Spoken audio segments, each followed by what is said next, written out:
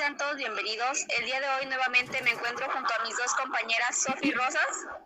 Hola, mucho gusto. ¿Cómo están? ¿Cómo se encuentran el día de hoy? Yami Muñoz. Hola, sean todos bienvenidos a este nuevo episodio. Como siempre, es un gusto trabajar con ellas este espacio.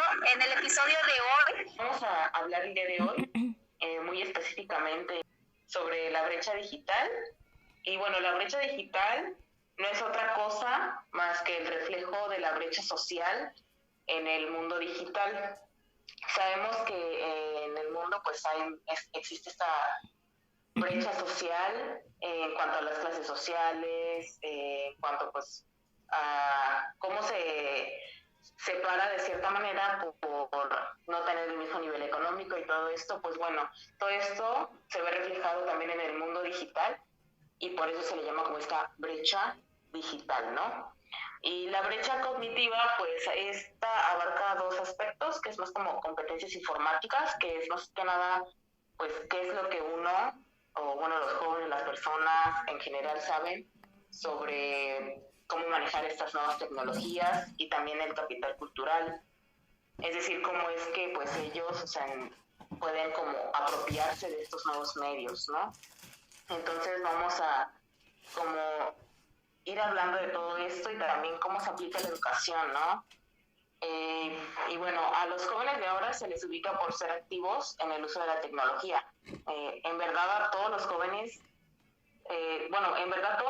tienen habilidades para su utilización. Como estaban comentando, mejor dicho, que hay esta brecha social, esta brecha cognitiva. Están generalizando a esta generación diciendo que en efecto todos los jóvenes tienen habilidades, competencias acerca de la utilización de la tecnología, lo cual es completamente erróneo, al menos en muchos casos en donde no existen las posibilidades los recursos para poder implementarlas, para poder utilizarlas, pues sí llega a carecerse estas habilidades por lo mismo. Sí, retomando lo que dice mi compañera Sofi, pues es muy cierto, ¿no? Que a lo mejor ahorita tenemos en la educación incluida este uso de las tecnologías, más sin embargo no lo impartimos de la manera en la que se debe impartir en la educación. Porque, por ejemplo, bueno, en mi caso, hasta que no entré a la universidad y nos dio tecnología educativa un profesor, no conocía que en Google Académico, por ejemplo, que es una de las herramientas que se debe utilizar para este fin educativo, poner una palabra clave te puede dar con el significado o con la información que tú estás buscando. Entonces, como que siento que de esa manera se trata. Sí sabemos y sí tenemos el uso de razón de que sí existen estas tecnologías, mas sin embargo no sabemos cuáles son ni qué herramientas utilizar para llevar a cabo estas nuevas tecnologías. ¿Por qué la brecha digital y la brecha cognitiva son importantes en atender para el uso de la apropiación de las TICs? Desde mi punto de vista, creo que es muy importante esto de tocar el tema de la brecha digital y de la brecha cognitiva, ya que pues todos tenemos diferentes capacidades de tipo cognitivo, donde las TICs pueden entrar de ser de gran ayuda para favorecer la inclusión de las personas que pues estén en este caso, ¿no? O sea, ¿por qué son importantes para atenderlas, no? O sea, ¿por qué deberíamos de atender esto? Pues porque al final de cuentas hay algo que es muy importante a mencionar y es que, por ejemplo, en un estudio que se hizo, de hecho viene en uno de los artículos que nos proporcionaron para obtener esta información, igual mencionaban que pues estudiaban como en una persona, no recuerdo su nombre, hizo como estudios en diferentes países y pues estudió esto de la brecha digital y cómo pues afecta de cierta manera la economía, ¿no? Entonces decía que entre menos había o menos existía esta brecha digital, más aumentaba la economía y pues lo mismo pasaba al revés, es decir, que entre más había una brecha digital, es decir, que entre más personas pues no podían acceder, no podían como pues tener el acceso y el conocimiento a todas estas nuevas tecnologías, pues pasaba a la inversa, que era mucho menor el aumento de la economía del lugar o del país. Empiece a tratar de atender esta brecha digital para que pues la gente siga como formándose y aprendiéndose, y de esa manera también pues la educación, la economía, los trabajos, todo pueda como empezar como a mejorar y que pueda ser como más accesible para todos. ¿Cómo podríamos o se podrá convertir las TICs adecuadamente en educación inclusiva sin propiciar la brecha social? Como ustedes acaban comentando que sí existe una brecha tanto digital como brecha cognitiva, que no se tienen las competencias, los recursos, ni la economía, ni entre otros factores.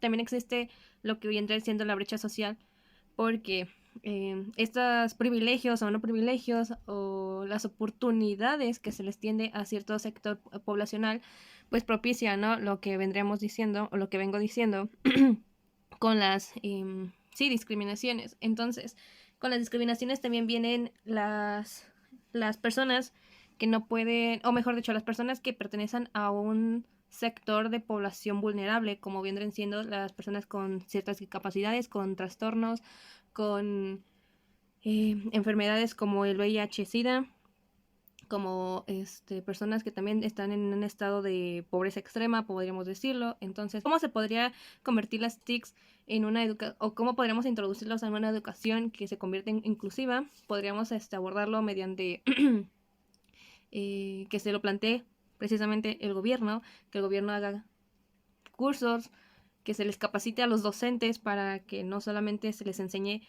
a los jóvenes, como lo estamos abordando, sino también a estos sectores vulnerables, ¿no? Pues primero como pues deberíamos de entender un poco como qué es la inclusión o qué abarca la inclusión.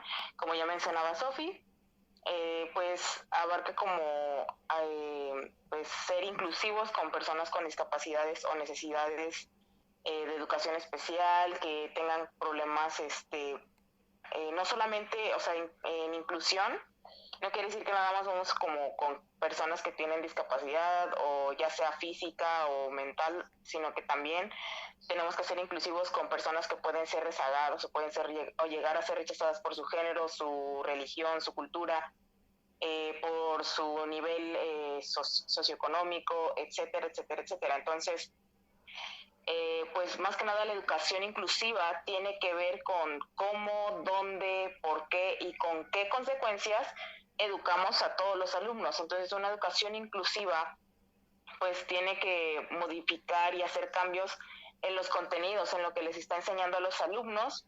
Y pues bueno, de acuerdo a las TIC, tiene que obviamente tener que adaptarse a las necesidades y a pues todo a lo que los alumnos están como pues al final de cuentas tienen acceso y a lo que saben, ¿no? Ir como paso a pasito, ir haciendo estas modificaciones en los contenidos, en los métodos de cómo tú les vas a enseñar y cómo tú les vas a, al final de cuentas, introducir a este nuevo mundo de las nuevas tecnologías.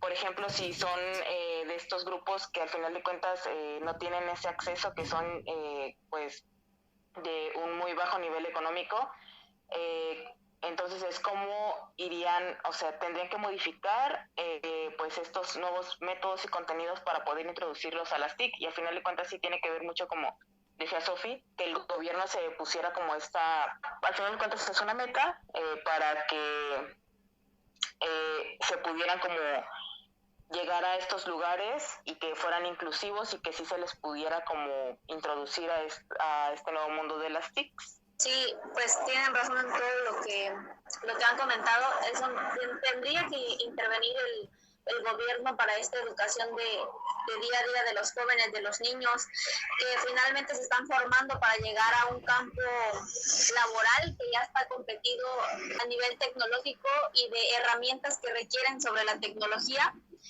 así como entendiendo exclusión social, el significativo de la brecha digital, ¿no? Que más que nada se convierte en general en una brecha social donde forman espacios para hablar y compartir sobre la intervención social y educativa de los grupos, como ya comentaron, vulnerables hacia la tecnología. Bueno, esto sería lo que queremos comentar, agradeciendo el apoyo de mis compañeras de Sofi, de Yami, por todos estos comentarios, que finalmente llegamos a una conclusión y que nos hacen reflexionar e indagar más sobre el tema. Sería todo, hasta luego.